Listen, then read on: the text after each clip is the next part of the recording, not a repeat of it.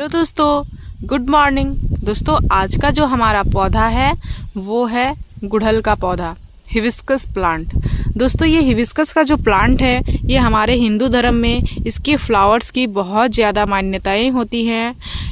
पूजा पाठ में लगभग सारे ही पूजा में इसके फ्लावर्स के बहुत सारे इम्पोर्टेंस होते हैं। हम जो है दोस्तों इसके पूजा पाठ में इसके फ्लावर्स को बहुत ज़्यादा शुभ मानते हैं और इसका इस्तेमाल भी करते हैं, जिस कारण से सारे ही लोग इस हिबिस्कस के पौधे को अपने गार्डन में ज़रूर से ज़रूर लगाते हैं। एक या दो आपको हिबिस्कस का पौधा सारे ही लोगों के गार्डन में बहुत ही आसानी से मिल जाएगा। और ये एक ज़्यादा केयरिंग प्लांट नहीं होता है। नॉर्मल सिंपल से अगर आप थोड़ी बहुत केयर इस पौधे को कर लेते हो तो आपको इससे बहुत ही अच्छी खासी मात्रा में फ्लावरिंग भी मिल जाती है। ये जो पौधा है इसको उतनी ज़्यादा केयर की भी आवश्यकता नहीं होती है। थोड़ी बहुत केयर में ही ये पौधा बहुत ही आसानी से आपके गार्डन में ग्रो भी हो जाता है।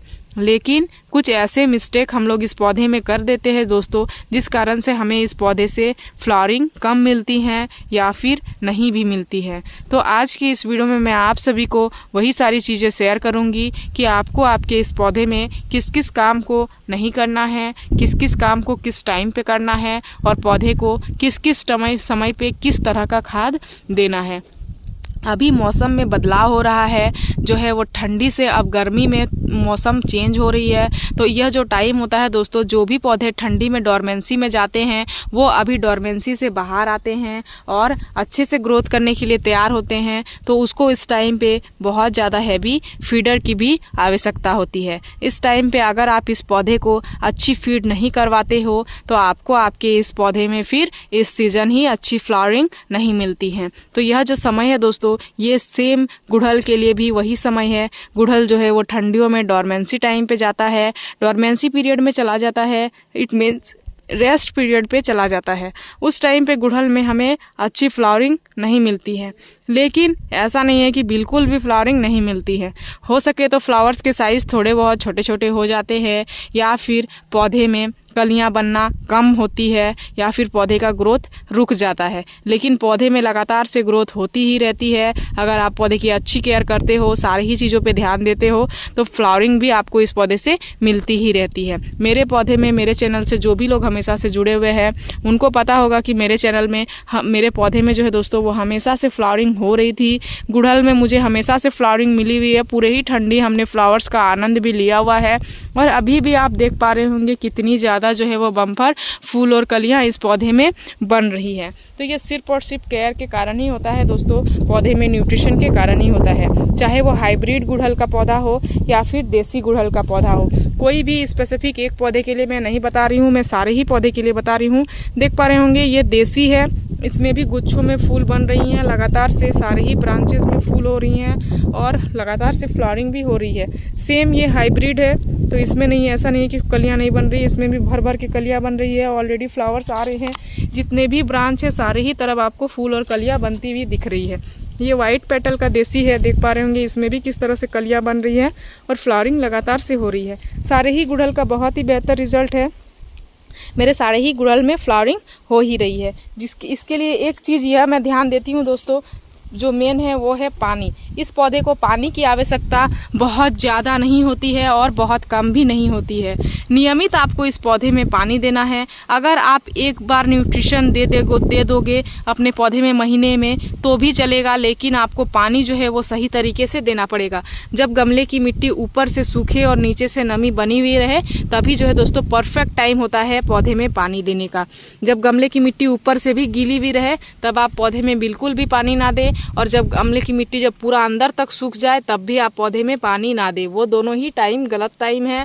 ये जो है दोस्तों आपको क्या करना है, जैसे ही आप देखोगे कि ऊपर से मिट्टी हल्की हल्की सूख रही है, नीचे में नमी बनी हुई है, तो आप अपने पौधे को पानी दे दे। उसके बाद जो है दोस्तों ये एक समर फ्लावरिंग प्लांट है, गर्म जलवायु वाला पौधा है, तो आप अपने पौधे को पूरा ही धूप वाले जगह पे जरूर से जरूर रखें। साथ ही पौधे में साफ सफाई बना के रखें, फंगस वगैरह नहीं लगनी चाहिए। और तो और समय समय पे मिट्टी की गुड़ाई करना बहुत ज़्यादा ज़रूरी है। मिट्टी की गुड़ाई करना इसलिए ज़रूरी है क्योंकि मिट्टी में अगर फंगस वगैरह लग जाती हैं तो गुड़ाई के कारण से 90% फंगस ख़त्म हो जाती हैं, कीड़े मकोड़े ख़त्म हो जाते हैं, पौधे में धूप हवा जाता है, सारी ही चीज़ों का सॉल्यूशन हो जाता है। इसलिए गुड़ाई करना बहुत ज़्यादा ज़रूरी है।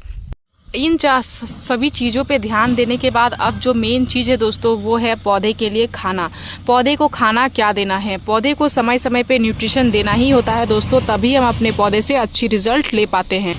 तो पौधे को खाना देने के लिए जो है दोस्तों आज मैं 2 चीज़ें आप सभी को बताने वाली हूँ। एक तो ऑर्गेनिक होगा और एक केमिकल होगा। दोनों में से मैं आप जिस चीज़ का इस्तेमाल करना चाहो आप उसका इस्तेमाल कर सकते हो और अपने पौधे में बहुत ही बेहतर रिजल्ट ले सकते हो। तो जो सबसे पहला चीज़ है दोस्तों वो आपके घर में आसानी से मिलने वाला आपके घर में ये जो क्या है दोस्तों, ये है केले का छिलका। केले जो है वो सारे ही लोगों के घर में आता ही आता है और अब जो है ठंडी ख़त्म हो रही है तो मैक्सिमम लोगों के घर में केला इस्तेमाल किया ही जाता है। उनके छिलके को आप फेंक दिया करते होंगे, लेकिन उनके छिलके को आपको फेंकना नहीं है। आप इसको सुखा के रख के और अपने पौधे में इस्तेमाल कर सकते हो। ये पोटेशियम फास्फोरस का बहुत ही ज़्यादा रिच सोर्स है। इसमें फ्लावरिंग को एक्टिव कर देता है, आपके पौधे में भर भर के फ्लावरिंग लाने के लिए ये बहुत ही अच्छे से प्रेरित कर देता है। तो 1 या 2 का केला का छिलका अगर आप अपने गमले में डाल देते हो तो आप देखोगे कि आपके पौधे की फ्लावरिंग बहुत ही जल्द एक्टिव हो जाएगी और जो है दोस्तों आपके पौधे में भर भर के फ्लावरिंग होना शुरू हो जाएगी। वहीं पे जो दूसरा चीज़ है दोस्तों, दूसरा जो खाद है वो क्या है, वो है आप देख पा रहे होंगे वो है ये पोटास खाद। ये जो है दोस्तों केमिकल खाद है, आपको ये बहुत ही आसानी से मार्केट में मिल जाएगा। इसको पोटास खाद के नाम से ही जाना जाता है ये, और इसमें पोटेशियम कार्बोनेट से बना हुआ होता है, पोटेशियम सल्फेट से बना हुआ होता है। इसमें पोटेशियम की मात्रा बहुत ही अच्छी मात्रा में पाई जाती है। तो पौधे में पोटेशियम का सोर्स मिलना इट मीन्स पौधे की फ्लावरिंग को एक्टिव कर देना। तो इस पोटेशियम का खाद भी आप आसानी से अपने पौधे में दे सकते हो। अगर आपके पौधे में फ्लावरिंग नहीं हो रही है और आप मार्केट का खाद देना चाहते हो तो आप इस पोटास खाद को लेके और आसानी से दे सकते हो। ये रेड कलर के दानेदार होते हैं, जैसे सीवीड फर्टिलाइजर ब्लैक कलर के दानेदार होते हैं, उसी तरह का ये पोटास खाद जो होता है दोस्तों ये रेड कलर का इस तरह का दाना दाना में होता है।